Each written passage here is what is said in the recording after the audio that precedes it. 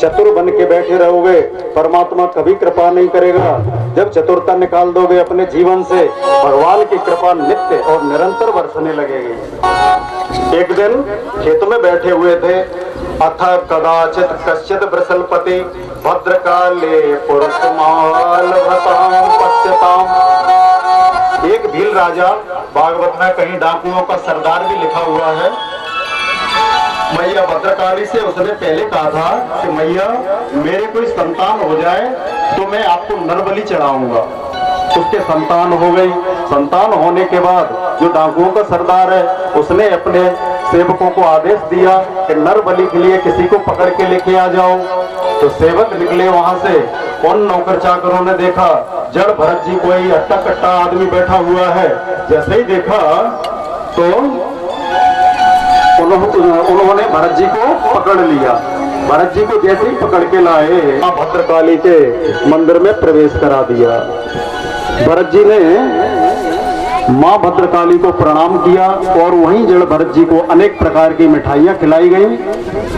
विचार करते हैं कि आदमी कुछ पलों का मेहमान है, अभी मरने वाला है, कितने आनंद से मिठाई खा रहा है, भोजन कर रहा है, लेकिन जड़ भरत जी निश्चिंत होकर के खाते जा रहे हैं। कुछ देर में वो डाकुओं का सरदार आ गया, राजा आ गया और राजा ने अपने ध्यान से तलवार खींची। जड़ भरत जी को बलि देने के लिए जैसे ही तलवार खींची, मैया से नहीं देखा गया, वहां से नहीं देखा गया भद्रकाली से। तुरंत भद्रकाली प्रकट हो गई और प्रकट होकर के तलवार छीन ली राजा के हाथ से। उस राजा का सिर धड़ से अलग कर दिया। उसके सिर को मैया भद्रकाली गेंद की तरह उछालने लगी। मैया भद्रकाली एक संत की हत्या होते हुए कैसे देख सकती थी आप अपने सामने? एक तो संत थे भरत जी, दूसरे ब्राह्मण थे और तीसरे भगवान के अनन्य भक्त थे। अनन्यता परमात्मा को बहुत पसंद है। गीता में भगवान ने कहा, अनन्यास चिंतयन्तो माम योजना पर्युपासते तेषां नित्याभियुक्तानां योगक्षेमं वहाम्यहम्। जो मुझे अनन्यता से याद करते हैं, मेरे सिवा कहीं कुछ नहीं। अनन्यता से जो भक्त मुझको बसते हैं उनका योग और क्षेम, उनकी जिम्मेदारी पूरी मैं रखता हूं। जो मेरी शरण में अनन्यता से आ जाता है, मैया भद्रकाली ने उस डाकुओं के सरदार को मार दिया। देखो, ज्ञानी भक्त मानता है, जो ज्ञानी है वो मानता है कि परमात्मा उसकी सेवा में 24 घंटे उपलब्ध है, उसे कभी कोई कष्ट आने की जरूरत नहीं है। और मैं सही बताऊं, मैं अपने से बता रहा हूं, मैं अपनी कहानी बताता हूं, 1 मिनट, ज्यादा नहीं। मैं अभी सर्दियों की बात है, मेरे को मेरा सीईओ बोला कि पंडित जी आपको मणिपुर जाना है। अचानक बोला वो, एक दिन पहले ही। मणिपुर में मेरी एक कंपनी रहती थी, वहां जाना है। ठीक है, चले जाएंगे। तो मैंने एक दिन पहले ही जहाज का टिकट खरीदा। कहां से? गुवाहाटी से मणिपुर जाने का। मेरे को टिकट भी मिल गया। कितने में? 7,000 का टिकट मिल गया। मैंने अपने पैसे से खरीदा, टिकट लिया। अभी धोखा नहीं होता, ये पक्का है। भरोसा कर ले भगवान का, तुझे धोखा नहीं होगा। भरोसा कर ले भगवान का, तुझे धोखा नहीं होगा। भरोसा कर ले भगवान का, तुझे धोखा नहीं होगा। भरोसा कर ले भगवान का, तुझे धोखा नहीं होगा।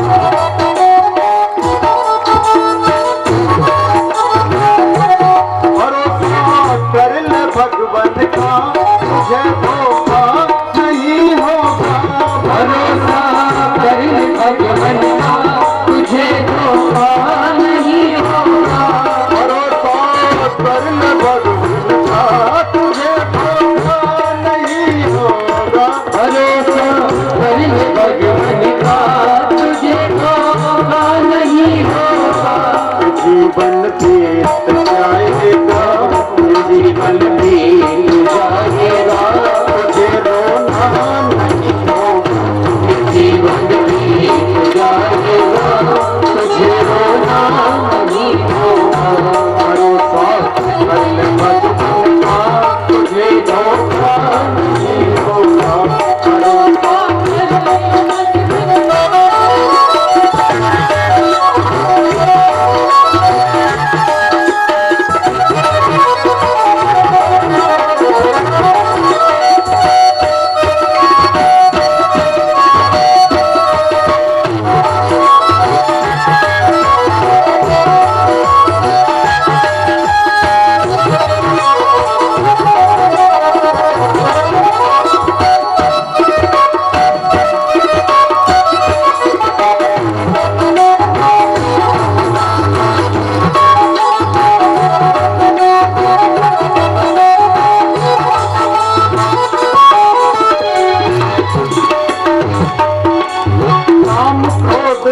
मित्र बनाए, जब चाहे तब नाच नचाए। काम को मित्र बनाए, जब चाहे तब नाच नचाए। काम क्रोध मित्र बनाए, जब चाहे तब नाच नचाए। काम क्रोध मित्र बनाए, जब चाहे तब नाच नचाए। जीवन बीत जाएगा, तुझे रोना नहीं होगा, ये जीवन बीत जाएगा, तुझे रोना नहीं होगा। भरोसा करके मत बचना, तुझे धोखा नहीं होगा। भरोसा करके मत बचना, तुझे धोखा नहीं होगा। भरोसा करके मत बचना, तुझे रोना नहीं होगा। भरोसा करके मत बचना, तुझे रोना नहीं होगा। बोलिए श्रीमद् भागवत महापुराण की जय। भरत जी माँ भद्रकाली की कृपा से बच गए आज और स्वतंत्रता से विचरण करने लगे। एक दिन सिंधु देश के राजा रघुगढ़ पालकी में बैठ करके कहीं जा रहे थे। कपिल आश्रम में ब्रह्म विद्या प्राप्त करने के लिए राजा रघुगढ़ ने यात्रा आरंभ करना चाहते थे। भगवान की कृपा से उस दिन क्या हुआ, पहले पालकी चलती थी, राजा पालकी में बैठ के चलते थे। राजा नहीं बल्कि जो विवाह होता था ना, दूल्हा भी पालकी में आता था। मैंने तो थोड़ी थोड़ी देख पाई थी, उसके बाद तो बंद हो गई थी। दूल्हा पालकी में आता था और यहाँ कई दूल्हा जो पुराने बैठे हैं ना, सब दूल्हा ये पालकी वाले, ये सब पालकी में थे ना सब लोग। अब नहीं जाती पालकी, पहले के दूल्हा पालकी में जाते थे और नीचे 4 कार लगते थे। ऐसे ही राजा चलता था। तो एक दिन एक कार बीमार पड़ गया बेचारा। राजा ने आदेश दिया, राजा रघुगढ़ ने, दूसरे कारों को कोई भी मिल जाए लेके आ जाओ। तो जो हृष्ट पुष्ट देखा जड़ भरत जी को पकड़ के लेके आ गए, पालकी में लगा दिया। राजा रघुगढ़ की पालकी में भरत जी लग गए आकर के, मुंह से कुछ नहीं बोले वो। भरत जी जब लग गए, चलने लगे। जैसे ही चलते जा रहे हैं, रास्ते में कुछ जीव आता है तो भरत जी का जो नाप तोल है ना पैर का, वो बिगड़ता है। उसे बचाने के चक्कर में जैसे ही आगे पीछे पैर होता है, राजा का सिर पालकी से ऊपर टकरा जाता है। 2-4 बार राजा ने देखा, कारों को बोले, अरे आप लोग पहली बार लगे हो क्या, ऐसा क्यों करते हो भाई, चलना नहीं आता क्या? तो कार बोले, महाराज हम तो पुराने हैं, तो जो नया वाला पकड़ के लाए है ना, ये गड़बड़ कर रहा है। बोलो ठीक है, चले आगे। फिर जैसे ही चींटी आई, जड़ भरत जी ने फिर आगे पीछे पैर रखा, राजा का सिर फिर लगा। राजा ने फिर कारों से पूछा, तुम्हें चलना ठीक से नहीं आता, मैं तुम्हें दंड दूंगा। उन कारों ने फिर कह दिया, महाराज मैं तो ठीक चल रहा हूँ, मैं तो पहले भी पालकी ढोता रहा हूँ, लेकिन नया वाला है ना, ये सब गड़बड़ कर रहा है। ठीक है, चलते हैं। फिर चले राजा को लेके। फिर कोई चींटी आई, महाराज भरत जी ने फिर छलांग लगाई आगे की तरफ। आगे पीछे नाम खराब होगा जब कोई जीव आएगा तो, क्योंकि वो तो जमीन पर देख के चलते हैं। राजा रघुगण से अब नहीं रहा गया, तुरंत पालकी से नीचे आ गए। बोले हाँ, व्यंग्यात्मक वचनों में बोले, तुम जीवन मृतो मां कदर्थी भरत शासनाम पीचर। अरे तू तो जीते हुए मरा हुआ है। अरे हाँ, तू तो बड़ा दुबला पतला है, तू नहीं चल सकता पालकी में। कितना पतला सा आदमी लाके पालकी में लगा दिया है। आज भरत जी को लगा कि मैंने जिसे कंधा दिया है उसका अकल्याण नहीं होना चाहिए। आज जड़ भरत जी की बोलने की इच्छा प्रकट हुई। जैसे भस्म में राख दिखाई, राख में जो कोयला होता है ना, उसमें अग्नि छुपी होती है, भस्म के कारण वो दिखाई नहीं देती। ऐसे ही ब्रह्म चिंतन में जो जीव होता है वो नजर नहीं आता, ब्रह्म में जो लीन जीव है वो नजर नहीं आते। राजा अभिमानी था, मदान्ध था। जड़ भरत जी विचार करते हैं कि इसने मेरा कई बार अपमान किया, इससे मुझे कोई फर्क नहीं पड़ता। अगर मैंने जिसको कंधा दिया हो वो यदि नरकगामी हो गया तो दुनिया में संत की महिमा कम हो जाएगी। संत यही विचार करते हैं, जो संत लोग होते हैं ना, जिनका संत स्वभाव होता है। मैया पार्वती जी से भगवान शंकर जी ने स्वयं कहा है, ओ मां संत के यही बड़ाई, मंद करत जो करत भलाई, करत जो करत भलाई। ओ संत यही बड़ाई, मंद करत जो करही भलाई, मंद करत जो करत भलाई। मां संत के यही बड़ाई, मंद करत जो करत भलाई। संत का यही स्वभाव होता है, संत की प्रकृति होती है। सत्संग की महिमा रखने के लिए आज जड़ भरत जी को बोलना पड़ा, अपना मौन व्रत तोड़ना पड़ा, राजा का कल्याण हो। क्यों? राजा कपिलाश्रम में आज ब्रह्म विद्या सीखने जा रहा है, ब्रह्म विद्या के लिए जा रहा है, लेकिन अपने मन में अहंकार लेके जा रहा है। आज मैं ऐसे पात्र बनाऊंगा। आज जड़ भरत जैसे संत ने राजा रघुगण पर कृपा करी है। देखो, परमात्मा की कृपा और संतों की कृपा हमारे ऊपर हमेशा बरसती रहती है, पर ये निर्भर हमारे ऊपर करता है कि हम उसमें से कितना ग्रहण कर सकते हैं। परमात्मा की करुणा में कोई कमी नहीं है, उसकी करुणा हमेशा बरसती रहती है।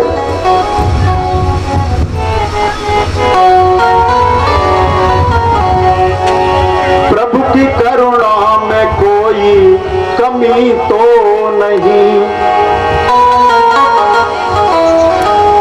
पात्रता में हमारे कमी रह गई।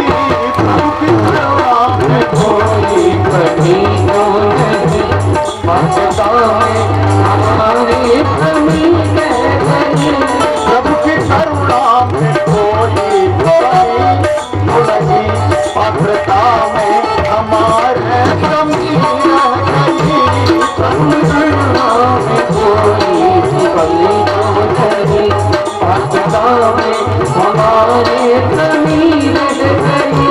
नाम हमने लिया था कभी प्रेम से, नाम हमने लिया था कभी प्रेम से, अब नाम में हमारे कमी रह गई।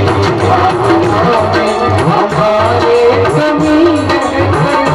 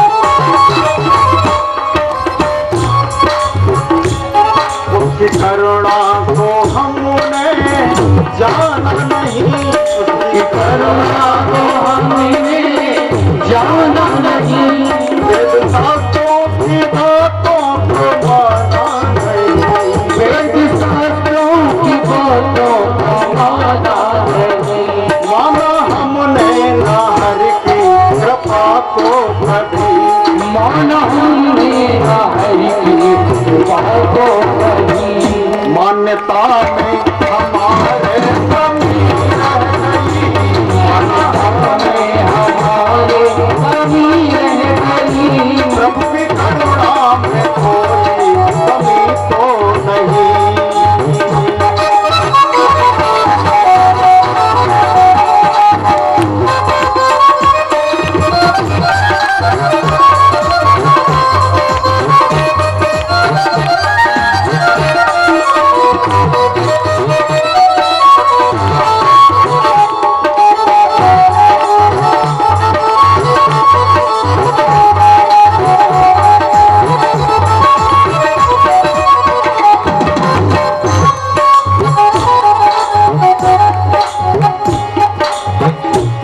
मिला सुंदर ये तन फिर भी किया ना भजन, मिला सुंदर ये तन फिर भी किया ना भजन, मिला सुंदर ये तन फिर भी किया ना भजन, मिला सुंदर ये तन फिर भी किया ना भजन, आत्मानी कभी ना किया ही नमन, आत्माने कभी ना किया ही नमन, नहीं बीता हमारा ये मानुष जन्म, यूं ही बीता हमारा मनुष्य जन्म, मान्यता में हमारे कमी रह गई, हमारे कमी रह गई, कुछ करुणा में कोई कमी तो नहीं, करुणा कोई कमी तो नहीं, भद्रता में हमारे कमी रह गई, पात्रता में हमारी कमी रह गई,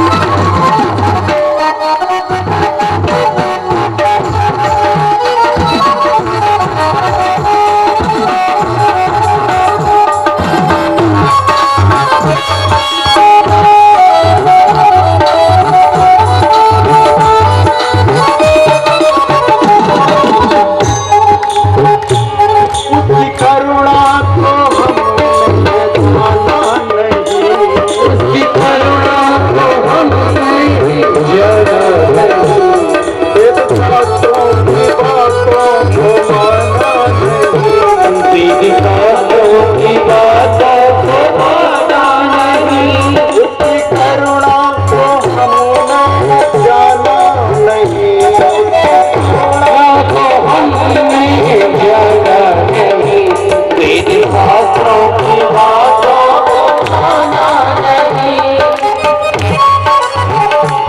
माना हमने ना हरि की कृपा को कभी, माना हमने न हरि की कृपा को कभी, अब नाम हमारे कभी रह गई, माना हमने न हरि की कृपा को कभी, भावना में हमारे कमी रह गई, प्रभु की करुणा में कोई कमी तो नहीं, प्रभु की करुणा में कोई कमी तो नहीं, पात्रता में हमारे कमी रह गई, पात्रता में हमारे कमी रह गई। आज जल भरत जी बोलते हैं, जीवन में कभी नहीं बोले अरे राजन आप किसको दंड देने की बात कर रहे हो, और आपने हमसे कई प्रश्न पूछे, तू बहुत मोटा है तगड़ा है, तो कौन मोटा है कौन पतला है, ये सारी चीजें राजन मैं आज आपको बताने जा रहा हूँ। ये मोटा पतला होना, जीना मरना, ये सब तो शरीर के धर्म है महाराज। शारीरिक जो क्रियाएं होती हैं वो इस देह में होती हैं, आत्मा से इनका कोई संबंध नहीं होता।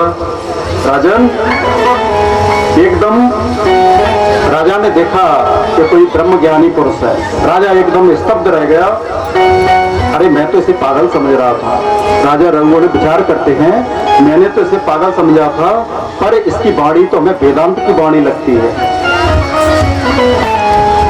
इतने में भरत जी ने फिर कह दिया कि राजन, तुमने जीने मरने की जो बात कही है, तो संसार में जितने विकारी चीजें हैं वो प्राय एक न एक दिन नष्ट होने वाले हैं, निश्चित है। राजन, जहाँ स्वामी और सेवक का भाव नेत हो, वहीं आज्ञा पालनाद का नियम भी लागू होता है। स्वामी और सेवक का जब भाव होता है, वहीं आज्ञा पालन होता है। राजन, तुम्हें अपने आप पर अभिमान है, आप मुझे अपना सेवक समझ रहे हो ना, मैं आपकी क्या सेवा करूं बताइए राजन। आत्मा तो निर्लेप है, वही आत्मा आपके अंदर है, वही आत्मा सबके अंदर है। फिर बताओ महाराज, कौन किसका सेवक है, कौन किसका मालिक है? तात्विक दृष्टि से यदि देखा जाए तो आप और हम सब एक ही होते हैं। व्यवहारिक दृष्टि से इसमें हम लोग भेद मान लेते हैं। ये सब किस लिए होता है? माया के आवरण के कारण। तुलसीदास जी ने लिखा, मैं और तोरे तोरते माया, मैं और तोरे माया, मैं और तोरे तोरते माया, यही बस कीने जीवन काया, जय भक्ति जीवन का। केवल एक ईश्वर माया से रहता है। मेरा तेरा अपना पराया, ये सब माया है। राजन, आप बोलते हो ना कि मैं कैसे चल रहा था, कि मैं छलांग लगा के इसलिए चल रहा था क्योंकि मेरे पैर से किसी जीव की हत्या न हो जाए, क्योंकि मुझे चराचर में, मुझे हर चीज में सिर्फ मेरा परमात्मा नजर आता है। जिसकी जैसी भावना होती है उसे वही दिखाई देता है। जाती रही भावना जैसी, जिसकी जो भावना है उसे वैसा ही दिखाई देता है। राजा रघुगण आश्चर्यचकित हो गया। जड़ भरत को तुरंत साष्टांग प्रणाम किया और पूछा, महाराज कि आप कौन हो? तो जड़ भरत जी ने तुरंत कह दिया, राजन आप मुझे पूछते हो, पहले आप अपने से पूछिए कि आप कौन हो।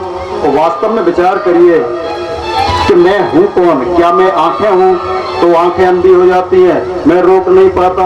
क्या मैं कान हूँ तो कान बहरे हो जाते हैं, मैं रोक नहीं पाता। क्या मैं बाल हूँ तो बाल सफेद हो जाते हैं, मैं रोक नहीं पाता।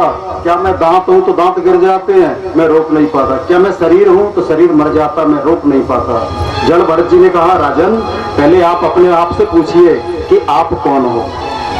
राजन, ये जो व्यवहारिक जो संबंध है ना, वो जन्म से बाद का है और मृत्यु से पहले का है।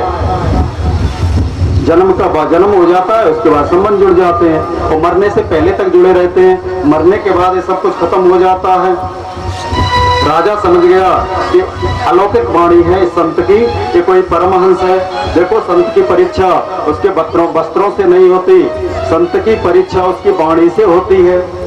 सज्जना नाम संगा इत सत्संग, सत्संग की परीक्षा भी संतों से, सत्संग से ही होती है। उसी तरह संतों की जो परीक्षा होती है वो उसकी वाणी से पता लगता है कि फला व्यक्ति संत है कि असंत है।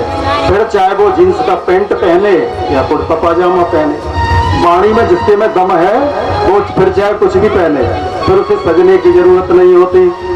बड़ा आदमी कम ही सजता है। फिर जिसकी वाणी प्रखर हो गई उसे सजने की जरूरत नहीं है, क्योंकि वाणी रूपी जो आभूषण है, प्रसिद्धा वाग भूषणम, वाणी से जो प्रसिद्ध हो चुका है उसे सजने की आवश्यकता नहीं रहती। भरत जी की अलौकिक वाणी है। संत की परीक्षा हुई। जड़ भरत आज विशेष ज्ञान का उपदेश करते राजा रघुगण को। महाराज, जड़ भरत राजा रघुगण ने कहा कि महाराज क्षमा करें, आपका जिसने अपमान किया है उसका कल्याण नहीं होगा। पैरों में गिर गया राजा रघुगण। जड़ भरत ने कहा, राजन आपको डरने की जरूरत नहीं है, आप अपना प्रश्न पूछो। राजा रघुवर ने प्रश्न पूछा, महाराज आपने कहा कि जो शरीर को कष्ट होगा वह आत्मा को नहीं होगा, परंतु मैं तो आज तक यही मानता आया हूँ कि शरीर को जो कष्ट होता है वो आत्मा को भी होता है। महाराज एक बात और, चूल्हे में नीचे हम आग जलाते हैं, एक बर्तन होता है, बर्तन में चावल कैसे पक जाते हैं इसके बारे में भी जरा बताइए। तो क्योंकि शरीर का संबंध आत्मा से है, शरीर का संबंध इंद्रियों से है और इंद्रियों का संबंध मन से है, मन का संबंध बुद्धि से है, बुद्धि का संबंध आत्मा से है। अतः जो दुख शरीर को होता है वो दुख आत्मा को भी होना ही चाहिए। जड़ भरत जी ने उत्तर दिया, राजन आत्मा निर्लेप है। दूध में हम चावल पकाते हैं, दूध में चावल की जगह यदि पत्थर डाल दिए जाए तो क्या पत्थर पकेंगे? तो लोग पत्थर निर्लेप होते हैं। राजन एक बात और बताओ, आपने जितनी चीजें बताई, चावल, बर्तन, दूध, आग, ये सब क्या है? सावयव है, ये हमें दिखाई देते हैं। लेकिन आप जिस आत्मा की बात कर रहे हो उस आत्मा को ना आपने देखा है ना आपने छुआ है, तो वो निरावयव है। एक अवयव जो चीज होती है वो हमें दिखती है, निरावयव जो चीज होती है वो हमें नजर नहीं आती। जिसको आपने नहीं देखा, जिसको आपने नहीं छुआ, वह तो आकाशवत है। जैसे आकाश का कोई स्वरूप नहीं बदल सकता, वैसे ही आत्मा का स्वरूप कभी कोई नहीं बदल सकता। आत्मा निर्लेप है। इसलिए भगवान श्री कृष्ण ने गीता में कहा, नैनम छिन्दन्ति शस्त्राणि नैनम दहते पावका न चैनम क्लेदन्त्यापो न शोषयते मारुता। आत्मा को न कोई भिगो सकता है, न जला सकता है, न गला सकता है, न सुखा सकता है। आत्मा निर्लेप है। फिर राजा ने प्रश्न किया, तो फिर क्या इस सुख दुख का भोगता कौन है? जो सुख दुख शरीर में होते हैं उनको कौन भोगता है? जड़ भरत बोले, राजन ये जो मन है ना यही सुख दुख का कारण है। हम कहीं मेहमानी में गए, वहाँ हमने सोचा कि हमारे मन के हिसाब से रसगुल्ला मिलेगा, वहाँ जाकर के रबड़ी रसगुल्ला नहीं मिला, हम दुखी हो गए। ये मन ही दुख का कारण है। राजा ने संसार है ना स्वप्न जैसा है, जैसे स्वप्न झूठा होता है सवेरे जागने पर, ऐसे ही कुछ दिनों बाद ये संसार भी झूठा ही लगेगा। संसार जीव को रुलाता है। और आपने एक प्रश्न पूछा कि आप कौन हो, तो राजन मेरे से बताने से पहले आप अपने आप को पूछ लो कि मैं कौन हूँ। फिर तो क्या होगा, आत्मानुभूति हो जाएगी, आत्मानंद प्राप्त हो जाएगा, फिर जीवन में कुछ नहीं रहेगा। क्या हो जाएगा? आत्मानुभूत हो जाएगी, आनंद मिल जाएगा। ये सब मोह के कारण हमें नहीं नजर आता। मोह बड़ा दुख रूप है, ताको मार निकार। मोह के कारण हमें कुछ नजर नहीं आता। प्रीति जगत की छोड़ दे, तब हो बे उद्धार। जगत से प्रेम छूट जाएगा तब उद्धार होगा। मोह सकल व्याधिन कर मूला, मोह सकल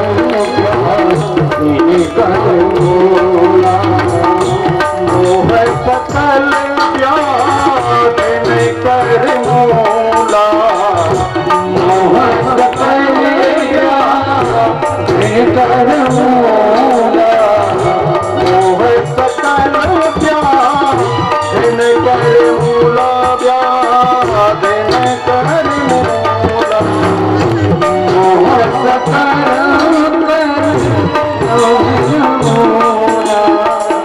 इनते पुनि उपजत बहुसूला, इनते पुनि उपजत बहुसूला, मोह सकल व्याधिन कर मूला, मोह सकल व्याधिन कर मूला। ये मोह सभी व्याधियों की जड़ है। मोह से छूटना है, मोह से छूटना है तो क्या करना पड़ेगा? यस्तु विज्ञानवान या निशा सर्वभूतानाम, गीता का श्लोक, या निशा सर्वभूतानाम तस्याम जागृत संयमी यस्याम जागृत भूतानि स्वानिसा पश्यतो मुनि। यान सा सर्वभूतानाम, हम सभी मोह रूपी रात्रि में शयन कर रहे हैं। यान सा सर्वभूतानाम तस्याम जागृत संयमी, यस्याम जागृत भूतानि तानि सा पश्यतो मुने। संत महात्मा लोग हैं, जो संयमी पुरुष है, वो संसार में जगे हुए हैं। कौन जगा हुआ है? जो संयमी है, जिसने अपने जीवन को संयम पूर्वक बिताया है, वो संसार में जगा हुआ है। जानिय तब ही जीव जग जागा, जानिए तब ही जीव जग जाना। मोहन का सब को बनिहारा, मोहन का सब को बनिहारा, मोहन का सब सो बनिहारा, मोहन का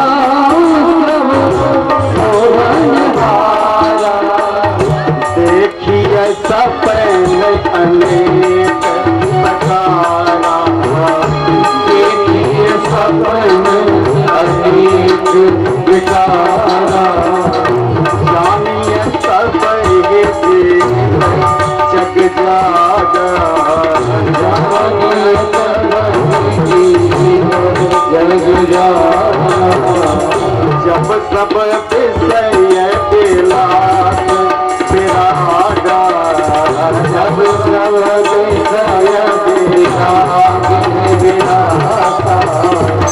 यान सा सर्वभूतानां तस्याम जागृत संयमी, यस्याम जागृत भूतानि सा निसा पश्यतो मुने।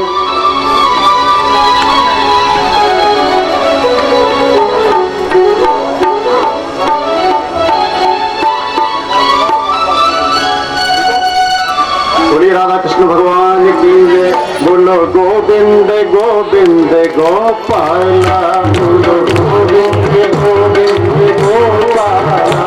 मेरा मुरली मनोहर नंद लाला, ओ मेरा मुरली मनोहर नंद लाला।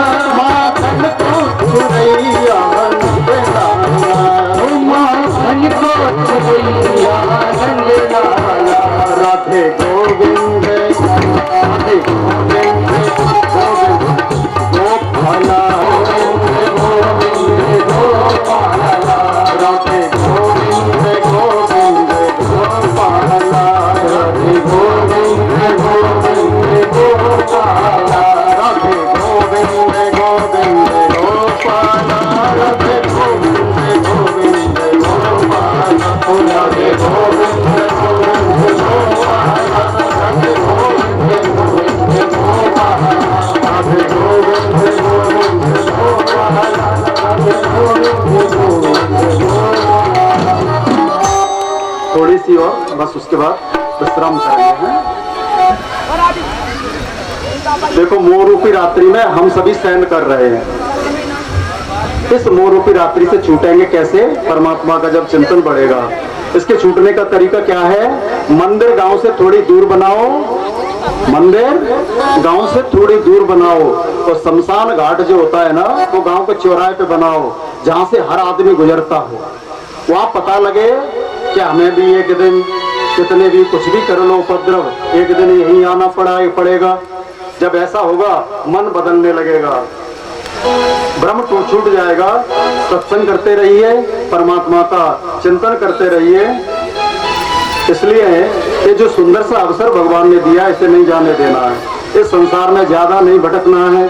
फिर आगे श्री सुखदेव भगवान कहते हैं, राजा रघुगण जड़ भरत जी के पैरों में गिर गया, उसे ज्ञान प्राप्त हुआ। जीवन में यदि वास्तविक कल्याण चाहते हो तो पहाड़ बन के मत रहो। पहाड़ बन के रहोगे तो जीवन में कुछ प्राप्त होने वाला नहीं है। जीवन में गड्ढा बन के रहो। पहाड़ का मतलब पहाड़ के ऊपर पानी नहीं टिकता, और जब गड्ढा बन जाओगे तो सब कुछ आके टिकने लगेगा। पहाड़ का मतलब है अभिमान में रहोगे तो पानी ऊपर टिकेगा ही नहीं, ज्ञान ऊपर नहीं आएगा।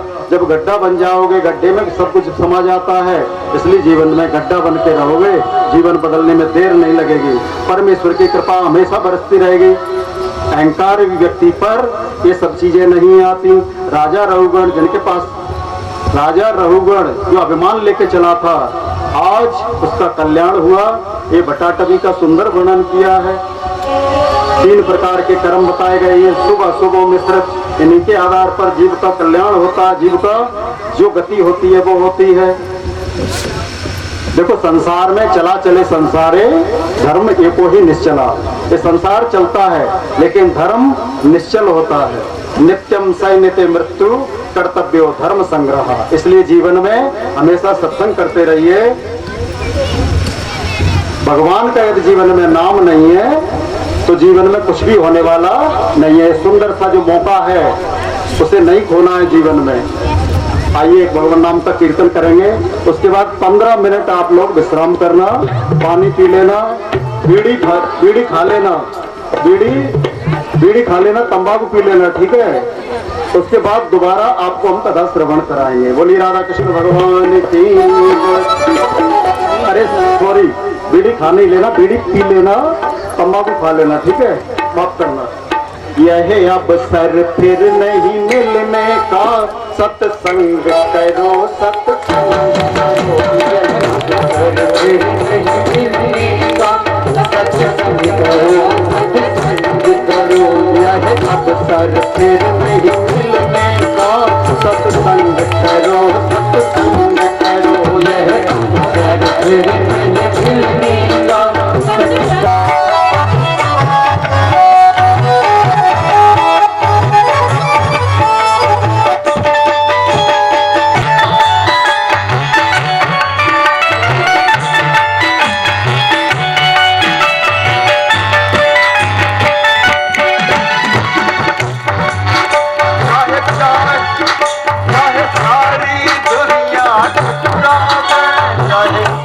संपत्ति सब लुट जावे, चाहे सारी दुनिया ठुकरावे, चाहे संपत्ति सब लुट जावे, चाहे सारी दुनिया ठुकरावे, धन संपत्ति सब लुट जावे, चाहे सारी दुनिया ठुकरावे, चाहे धन संपत्ति सब लुट जावे।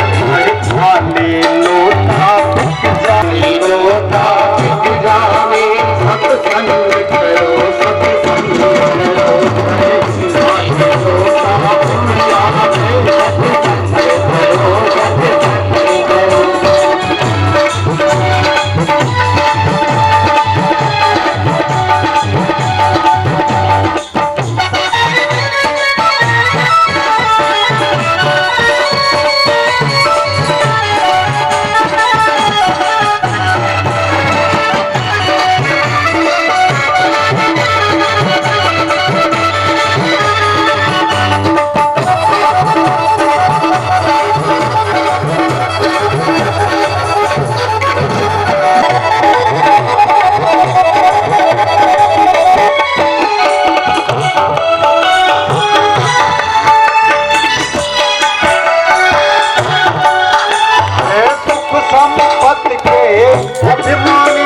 कर लो अचबन के पानी,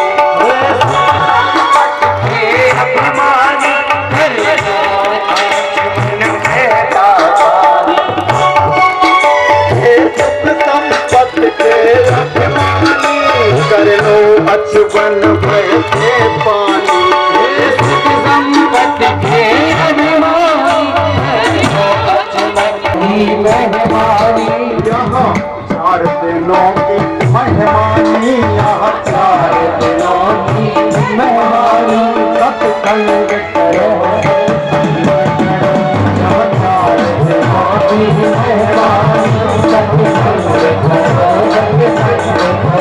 यह अवसर फिर नहीं मिलने का, सत्संग करो सत्संग करो। यह मौका फिर नहीं मिलने का, सत्संग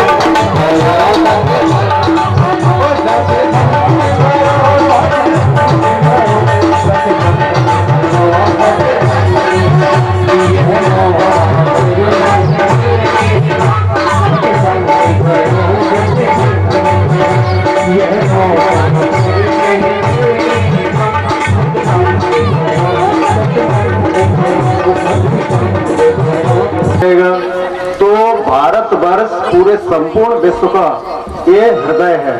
हृदय की धड़कन बंद हो गई तो विश्व भी नहीं रहेगा। इसलिए परमात्मा हृदय की धड़कन को सुरक्षित रखने के लिए बार बार अवतार ग्रहण करता है। देखो हमारे यहाँ कितना बढ़िया है, हम जन्माष्टमी मनाते हैं, रामनवमी मनाते हैं, कितने फंक्शन मनाते हैं। आज भी हमने एक फंक्शन मनाया था, कौन सा था पता हो? कौन सा था? पूजा नहीं हुई क्या? कौन सा मनाया था आज? कौन सा त्योहार था आज? बड़ों की पूजा हुई नहीं है लगता है, इसलिए नहीं बोल रहे। वो बर के पेड़ पे करके आ गई हूँ, घर में बर है उसकी पूजा नहीं करी है ना, बर की पूजा हुई है। हमारा देश त्योहारों का देश है। विभिन्न जाति धर्म संप्रदाय कई प्रकार के लोग निवास करते हैं, लेकिन वेशभूषा अलग, खान पान अलग अलग, सब चीज अलग है, फिर भी हम सब एक हैं। हमारे राष्ट्र की ये विशेषता है, अनेकता में एकता और अनेकता में एकता ही हमारे देश की विशेषता है। यह है हमारा देश जहाँ सब लोग मिलजुल के रहते हैं। श्री सुखदेव स्वामी वर्णन करते हैं भागवत में 5वें स्कंद के 17वें अध्याय में गंगा जी का विवरण आया है। 20वें अध्याय में 6 दीप लोकपालों का वर्णन है। प्रिय व्रत के पुत्र हिरण्यरेता की तपस्या का वर्णन है। 21वें अध्याय में सूर्य का रथ उसकी गति का वर्णन है। सूर्य भगवान जब इंद्रपुरी से यमराजपुरी को चलते हैं तो 15 घटी में 6 घंटे में यानी 2.25 करोड़ और 12 लाख योजन से भी अधिक दूरी तय कर लेते हैं। इस प्रकार सूर्य भगवान का गतिमान जो रथ है एक मुहूर्त में 34,08,000 योजन के हिसाब से चलता है। संवत्सर नाम का चक्र है, बैठने का स्थान बताया है, 36 लाख योजन चौड़ा है, लंबा चौड़ा है, 9 लाख योजन चौड़ा है, 36 लाख योजन लंबा है। अरुण नाम के सारथी ने गायत्री आदि छंदों वाले 7 घोड़े जोत रखे हैं। 60,000 ऋषि इस स्वस्थ वाचन के लिए नियुक्त किए गए हैं। इस प्रकार सूर्य के बारे में संपूर्ण कथा श्री सुखदेव भगवान ने परीक्षित को सुनाई। इसके बाद ग्रहों की स्थिति सुमार चक्र के बारे में बताया। 5वें स्कंद के 24वें अध्याय में अतलाद लोगों का वर्णन किया गया। राजन, अतल, वितल, सुतल, तलातल, महातल, रसातल, पाताल नाम के 7 भूविवर हैं। इनमें इनकी दूरी भी बताई गई। नीचे 10,000 योजन के नीचे ये सब एक दूसरे से दूर हैं। वहाँ किन किन लोगों का निवास है ये भी बताया गया। इसके बाद 5वें स्कंद के 26वें अध्याय में नरकों की गतियों का वर्णन किया गया। राजा परीक्षित ने पूछा, हे महर्षि महाराज, हम लोगों को जो ऊंची नीची गतियां मिलती हैं उनमें विभिन्नता क्यों है? श्री सुखदेव जी भगवान ने उत्तर दिया, राजन, कर्म करने वाले लोग 3 प्रकार के होते हैं। एक सात्विकी होते हैं, एक राजसी होते हैं, एक तामसी होते हैं। इनकी श्रद्धा में भी अलग अलग भेद होता है। राजन, उन्हीं के अनुसार नरकों की गतियां प्राप्त होती हैं। पृथ्वी से ये जो नरक है ना, पृथ्वी से 99,000 योजन नीचे यमराज की संयमनी पुरी है, जहाँ 28 प्रकार के नरक हैं। अब कौन से कर्म करने से कौन सा नरक मिलता है उसका वर्णन किया गया है। देखो, जो दूसरे का धन, दूसरे की स्त्री का हरण करते हैं या बच्चों का हरण करते हैं, उन्हें तामेश्वर नामक नरक मिलता है। तांबे की तरह तपी हुई भूमि पर उनको चलाया जाता है। वहाँ जीव को अनेक प्रकार से कष्ट दिया जाता है। जो जीव पशुओं को काट करके मांस भक्षण करते हैं उन्हें कुंभीपाक नामक नरक मिलता है। खोलते तेल की कढ़ाई में उन्हें झोंक दिया जाता है। जो घर में आए हुए अतिथियों को क्रोध से देखता है उसे वज्रतुंड नरक में डाला जाता है, जहाँ जीव की आंखों को गीद जैसा पक्षी निकाल करके खाता है। जो केवल अपने कुटुंब के भरण पोषण में लगा रहता है उन्हें रौरव नामक नरक मिलता है, जहाँ जीव को सर्प जैसे अनेक भयंकर प्राणियों से कटवाया जाता है। माता पिता वेद ब्राह्मण संतों की जो सेवा नहीं करते, जो अपने माता पिता की बुराई करते हैं, जो संत महात्माओं की बुराई करते हैं या उनकी बात को नहीं मानते, उन्हें कालसूत्र नामक नरक में डालकर ऊपर से सूर्य जैसी गर्मी दी जाती है और नीचे से तप्त अग्नि जलाकर उन्हें अनेक प्रकार से यातनाएं दी जाती हैं। जो इस लोक में राजपुरुष होकर के, राजपुरुष जो होता है और जो निरपराध को दंड देता है उसे सूकर मुख नामक नरक मिलता है। महाबली यमदूत उसके अंगों को कुचलते हैं। जो इस लोक में पंच महायज्ञ नहीं करता।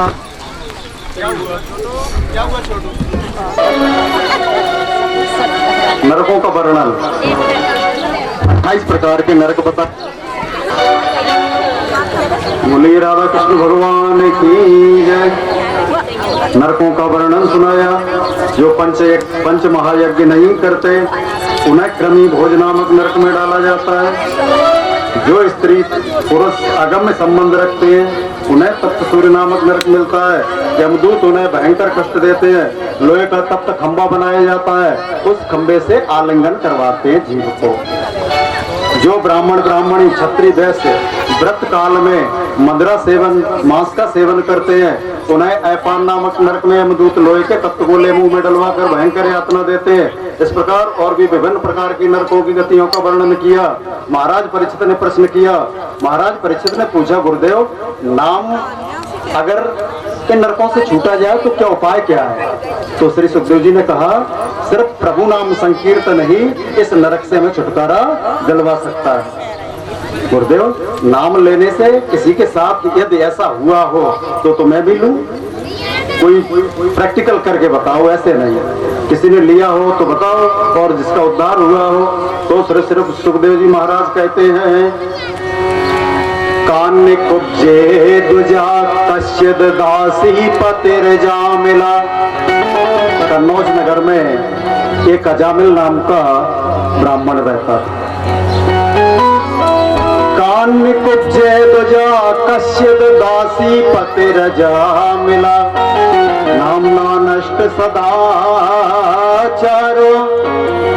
दास्याम संसर्ग दूषिता। कन्नौज नगर में अजामिल नाम का एक ब्राह्मण रहता था। ब्राह्मण बहुत वेदपाठी था, मात्र पितृ भक्त भी था, पतिव्रता पत्नी भी है, आज्ञाकारी बेटे हैं, सब कुछ है। दुर्दैव से एक दिन वह जंगल में लकड़ी लेने गया। वहां उसने एक शूद्र को वैश्या के साथ देखा तो उसकी बुद्धि भ्रष्ट हो गई। उस वैश्या को अपने घर में ले आया वो हमेशा के लिए। अब उसके सभी आचरण नष्ट हो गए, वह दूषित हो गया। वह कभी राहगीरों को लूटता, छल कपट से लोगों को जुए में हरा देता, चोरी भी करता। इस प्रकार उसने अपने परिवार का पालन पोषण करते हुए जीवन के 28 वर्ष गुजारे। सबसे पहले अजामिल का अर्थ बताते हैं। अज माने माया में मिला हुआ जीव। हम सब अजामिल हैं, पता है क्यों? क्योंकि हम सब माया में लीन है, माया में घुले मिले हैं। देखो पाप 3 जगह से प्रवेश करता है व्यक्ति के अंदर, आंख से, कान से और मुंह से। बोले इन पर तीनों पर पहरा बिठा दो। चलो 3 पहरेदार कहां से लाएंगे? तो इनका एक ही काम करेगा, नाम संकीर्तनम। परमात्मा का नाम संकीर्तनम यस्यः सर्व पाप प्रणाशनम। भागवत का अंतिम श्लोक। नाम संकीर्तन करने से आंखों की पहरेदारी हो जाएगी, मुंह की पहरेदारी हो जाएगी और कानों की, तीनों की पहरेदारी एक ही आदमी कर लेगा। गोस्वामी तुलसीदास जी स्वयं लिखते हैं,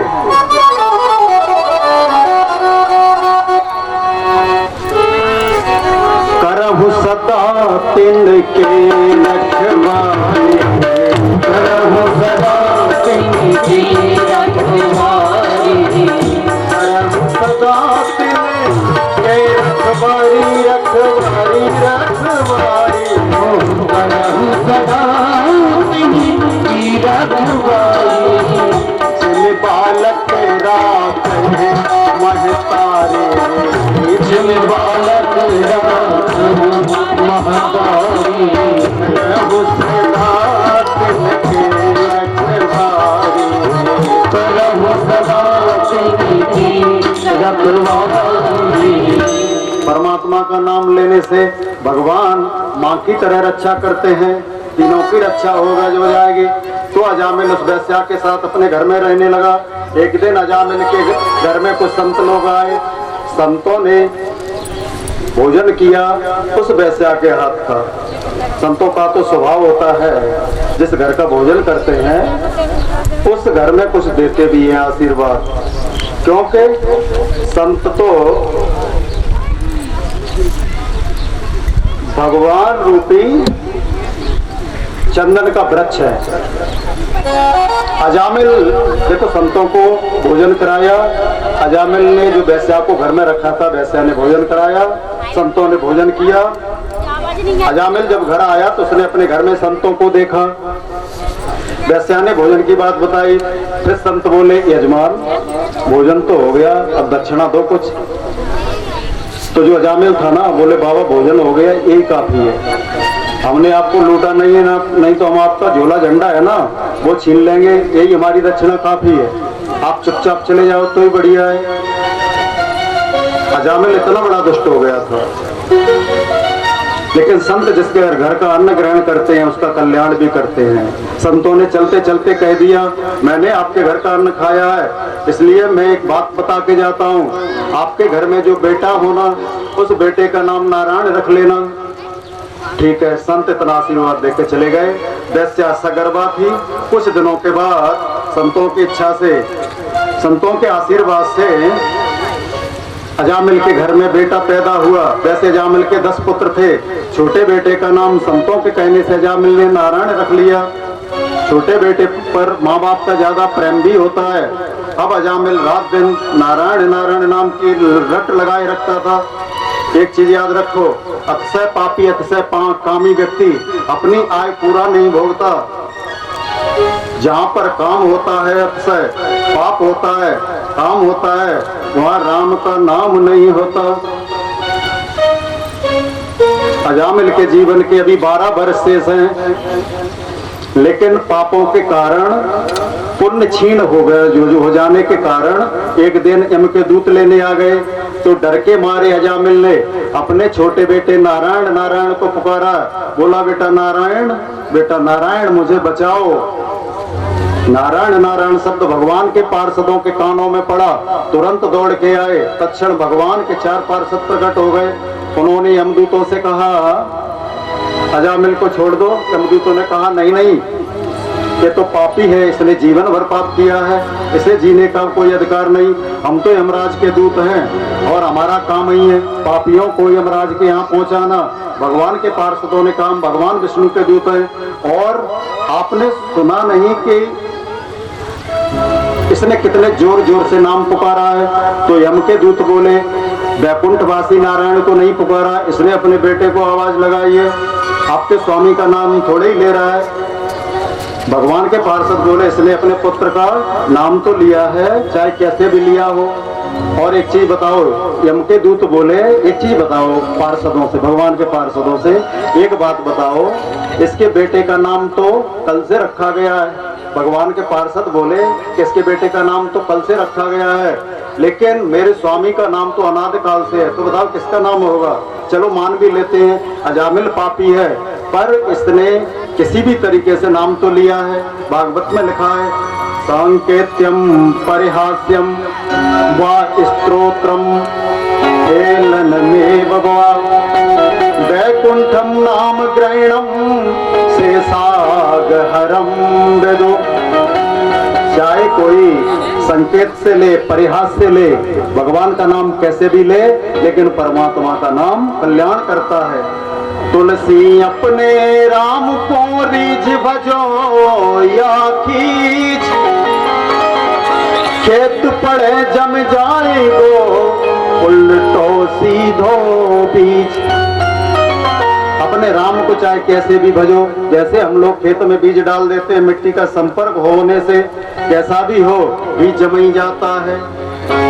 भाव को भाव अनखिया लैसे हो, नाम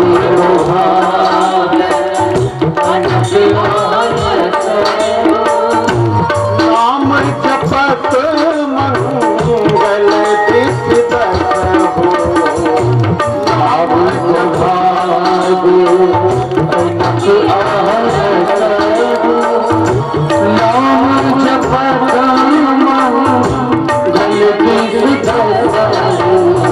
कैसे भी नाम लो परमात्मा का नाम मंगल ही मंगल करता है। देखो परमात्मा का नाम है अग्नि की तरह, अग्नि पर पैर हम जान के रखें या अनजाने में रखें, अग्नि का काम है जलाना। यदि हमने भगवान का नाम लिया है, उनका काम है हमारा उद्धार करना। परमात्मा की कृपा जीव पर हमेशा बरसती है। इसलिए जीवों में जब भी हमारे ऊपर कष्ट आए तो हाय हाय नहीं बोलना चाहिए, उस समय राम राम बोलना चाहिए। अजामिल की अल्प मृत्यु टल गई, यमदूतों ने सारी बात बताई, सब कुछ बताया, इसके बावजूद भी भगवान के पार्षद अजामिल को छोड़ के चले गए। अजामिल बिस्तर पर पड़ा पड़ा ये सारी चीजें सुन रहा है, सारा संवाद सुना, आंखों से देखा भी। इसलिए उसे आज वैराग्य जागृत हो गया, पश्चाताप करता है, विचार करता है, जब मैंने धोखे से भी परमात्मा का नाम ले लिया। बोलिए श्रीमद् भागवत महापुराण की जय। अजामिल उसके बाद हरिद्वार आया, अपने जीवन के 12 वर्ष उसने भगवान भगवत भक्ति में गुजारे। मुक्त सर्वान बंधना, सब बंधनों से मुक्त होकर अंत में अजामिल परम धाम को गया। ध्यान देना, पहले अजामिल का अर्थ था माया में मिला हुआ जीव, आज अजामिल का अर्थ हो गया अज नाम है ब्रह्म का, मिल माने मिला हुआ। ब्रह्म में जो लीन जीव है उसका नाम भी अजामिल है। अजामिल की दरिद्रता मिट गई। भगवान का नाम लेने से हमारी सभी दरिद्रता मिट जाती है। पग पग पर परमात्मा हमारा साथ देता है। भगवान के जो सच्चे भक्त हैं उनकी रक्षा परमात्मा करता है। करम सदा तिनकी रखवारी,